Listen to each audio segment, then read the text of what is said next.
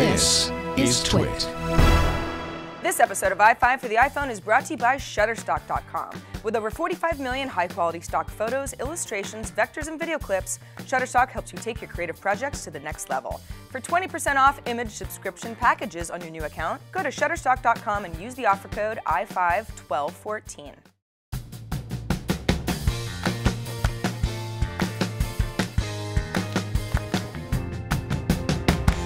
Hello, welcome to iFive for the iPhone, episode 121. Palindrome episode, not that I pay attention to those sorts of things. iFive covers the latest iPhone apps and tips and tricks, and of course, news. Happy you're all here, so let's rock. Number one, let's start off with a game about Thrones. This is a 6-part episodic game series that's set in, the Game of Thrones world. It's based on the HBO show, of course. It seems closer to that than the actual original books. Now, before I get into it, don't worry, I'm not going to provide any spoilers.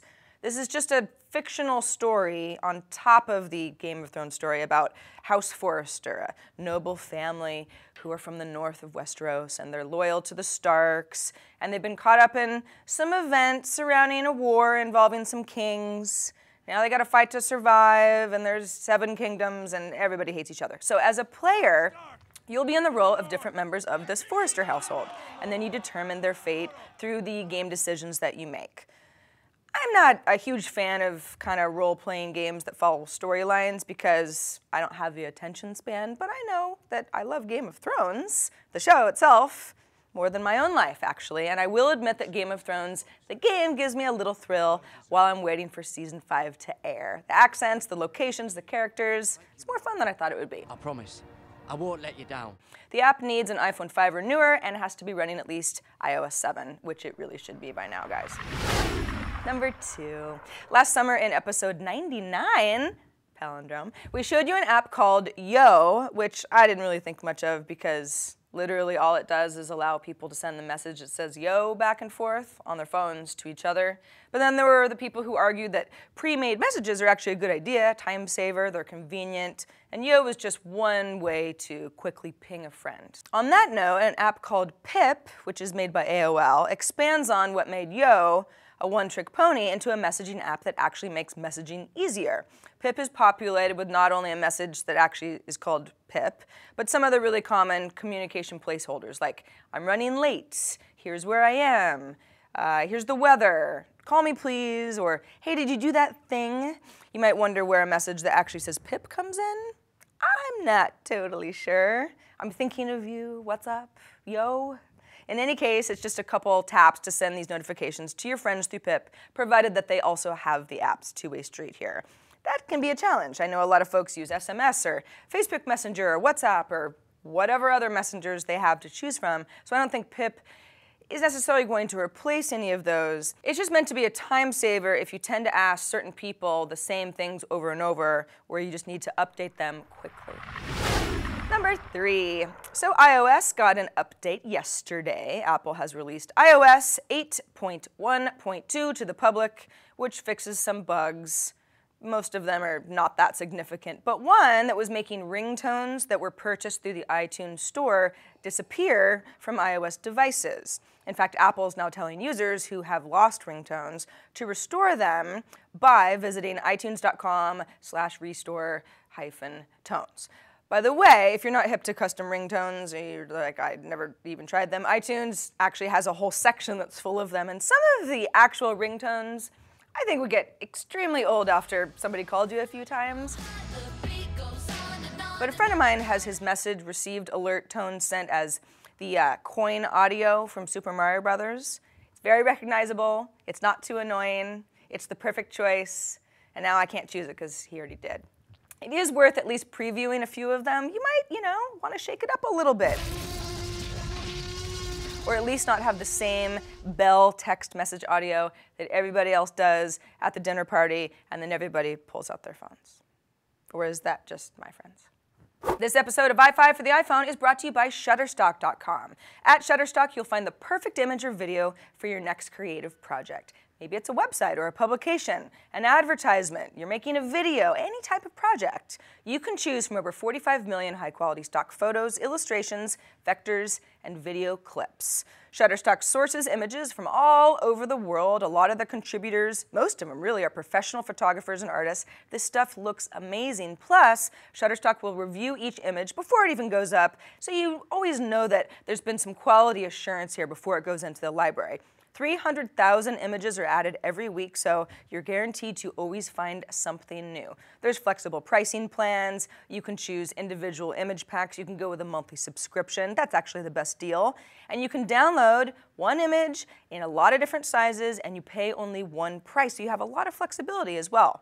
Shutterstock has shareable light boxes, so you can save images to a gallery, then you can access them later, and you can also share them with team members or just friends. Plus, there's an award-winning iPad app. If you haven't checked out the Shutterstock iPad app, it's great. You can search on the go. You can even use it to display images during presentations. You can try Shutterstock today by signing up for a free account. It's free.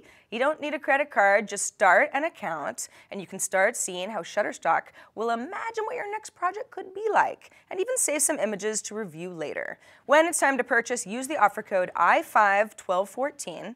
That's iFive 1214, and new accounts will receive 20% off image subscription packages. That's shutterstock.com, and for 20% off image subscription packages on new accounts, use that offer code iFive 1214. Thanks to Shutterstock for their support of iFive for the iPhone. Number 4. Earlier in the show, we talked about simplifying message conversations with an app called Pip. How about something a little bit more robust, a lot more robust actually? It's a communications app called Wire, and it handles voice, messaging, group messaging, pictures, links, SoundCloud music, even YouTube videos. So it's an all-in-one audio, multimedia, everything messaging tool. It also happens to be backed by Janice Fries, who's the co-founder of Skype. You could say he probably knows a thing or two about communication. Wire works not just on iOS, but also Android and OS X. And the company says that browser support is on the way as well, so these guys really aren't messing around. Here's some highlights. You can easily move from messages and pictures to HD voice. In fact, Wire calls its audio quality pristine. Group messaging is supported, and Wire says that groups are always full democracy. I assume that means that everybody has the same privileges in a group conversation, and each conversation gets synced between your iPhone or your tablet and your desktop. So right there, that's kind of an iMessage messages potential killer for people who like the Apple ecosystem. I like messages to sync between mobile and desktop, but I can't say that my Apple solutions work totally seamlessly. So who's going to switch to Wire from whatever they're using? That's the question. I don't know. As usual, the challenge is convincing all those Skype people that Wire is better than that household name that they're used to. Skype doesn't work perfectly, but everybody knows what it is and how it works. Also, for Wire, you need to be running iOS 8 or later, and the app is optimized for the iPhone 5, 6, and 6 Plus, and it is free. Finally, we are at number 5. So, how many times per day do you check your phone for emails or tweets or Facebook updates or Instagram likes or the weather or traffic data from Waze or Yelp reviews or Snapchats, to take photos, to find your friends? Do you do that 10 times a day, 50, 300 times per day? You probably have no idea, but if you're like me and you live and die by your phone, you at least know the number's pretty high. An app called Checky is an extremely simple way to keep tabs on yourself and then count your checks throughout the day. It pulls in location data, which also gives you a better sense of where do you check your phone the most often. Is it at the gym? Is it at a red light during your commute? That sort of thing. Now, Checky will count any phone unlock as a new check-in. I've conditioned myself to lock my phone basically every time I put it down, even for a second. So my check-in number might be a little higher than reality as far as actually going to do something, but it's interesting anyway. The problem with Checky is that if you let it track your location all the time, you're going to run your battery down. That's just how these apps work, and a lot of people do complain about this in the app reviews. Now, it seems like an app that would be cool to use sparingly, though, for research. If you're trying to understand maybe your tech habits, maybe you're trying to change them. Maybe that's your New Year's resolution, to unplug more often. At least Checky could help you set a goal based on your current behavior. That is it for this episode of iFive. All of the apps and links and other information that we cover in every episode is at twit.tv/iFive. You can email us ideas or questions or app review suggestions to iFive@twit.tv. You can, of course, leave us a voicemail at 614 on iFive. And I'm Sarah Lane, and I'm going to see you next week on iFive for the iPhone.